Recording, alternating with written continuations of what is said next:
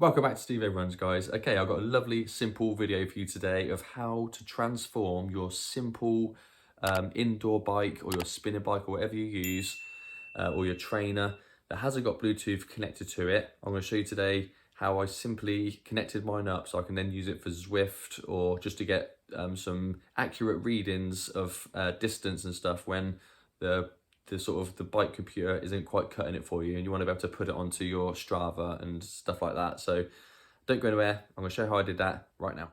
Okay, so after a recent ankle break where I was unable to run, this channel is pretty much all about running, but people need to cross train. People like to cross train anyway, and it's opened up a new element for me. The only thing I was able to do when my ankle was still healing was to cycle when it was pain free. So I bought this cheap old bike. I'll quickly show you that.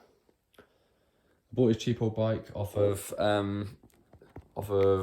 Facebook for £1.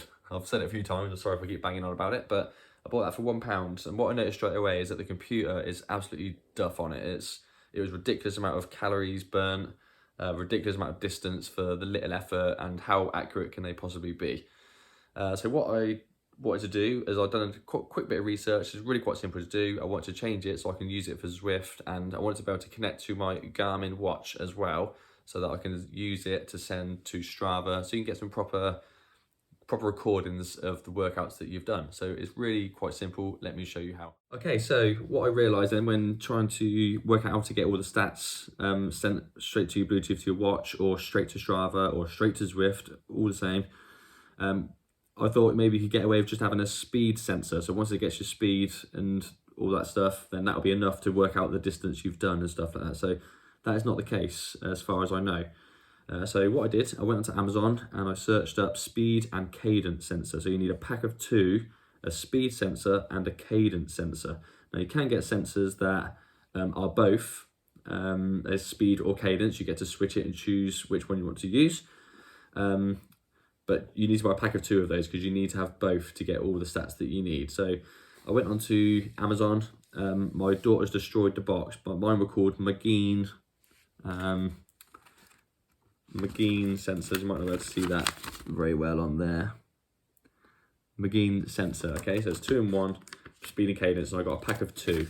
So in this pack, you get two very simple little devices there. Okay, there it is, McGeen there. There's one. And there is the other.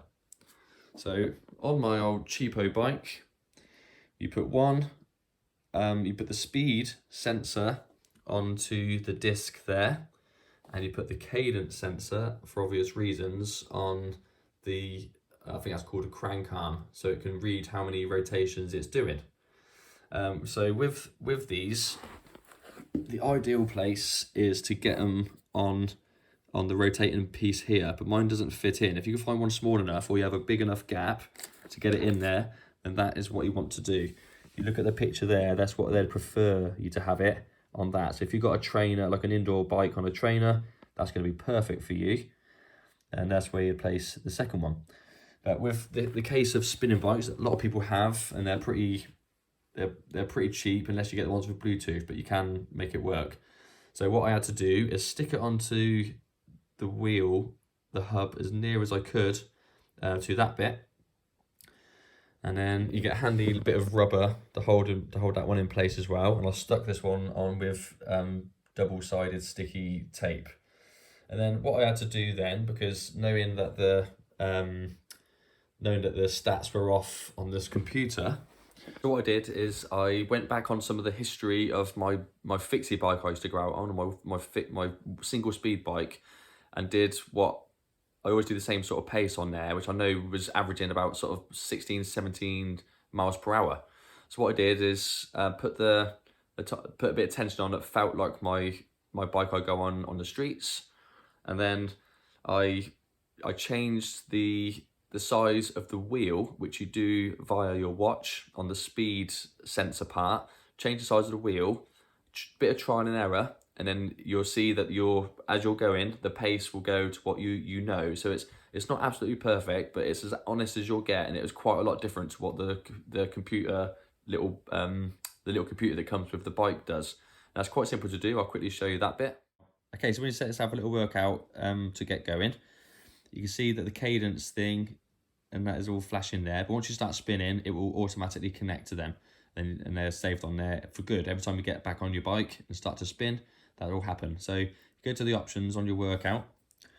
Go down to sensors, accessories. Skip past the cadence one, see they're connected. The speed one's searching as well, but that's okay, it will find it once I get back on.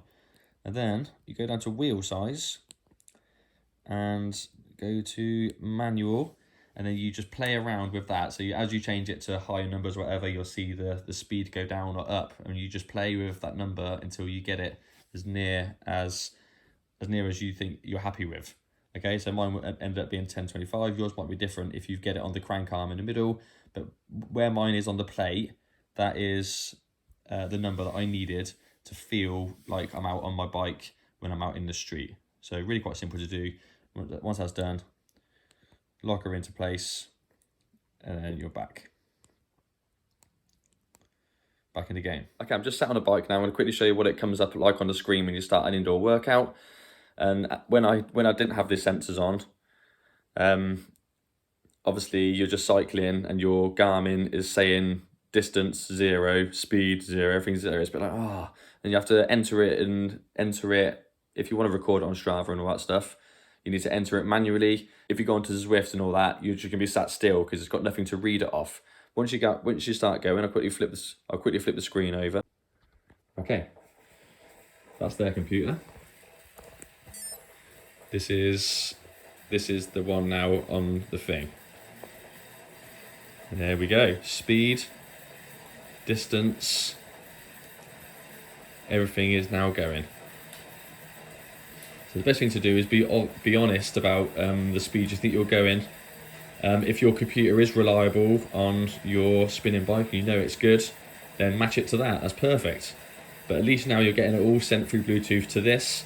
As soon as you finish your workout, press done like you do when you're out running or whatever, and it will send to Garmin and to Strava and whatnot, record it all properly with calories and everything.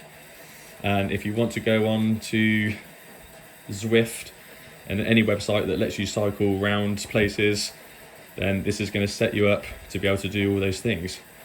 So there you have it. Okay, so that's that. It's obviously not perfect, but it's as honest and as good as I can get it with just having a cheapo bike. And the whole setup cost £1 for the bike, 25 quid or something like that for the 2 sensors. So that's a bargain. You might find them cheaper, you might find better ones, but in my opinion, they all do the same thing. They don't fall out. They don't like disappear off the screen and say they've disconnected. Once they're going, they're going.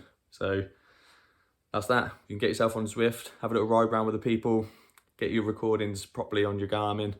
You can also send it straight to Strava. If you go onto Strava and add the 2 devices to that, I believe, you can do it straight to that if you haven't got a watch. And the same with Zwift as well. So nice and easy setup today. Hope this has been helpful for you. If I've missed anything, if you've got any other suggestions for me, then go for it. I don't use the bike as much now, I'm back running properly, but that's definitely got me through 3 or 4 weeks of not being able to work out and to making it actually quite exciting and something to sort of work with. So thanks for joining me. Let me know in the comments if that's been helpful, and please like and subscribe if you get time and you enjoyed the content. See you soon. Steve Everyone's.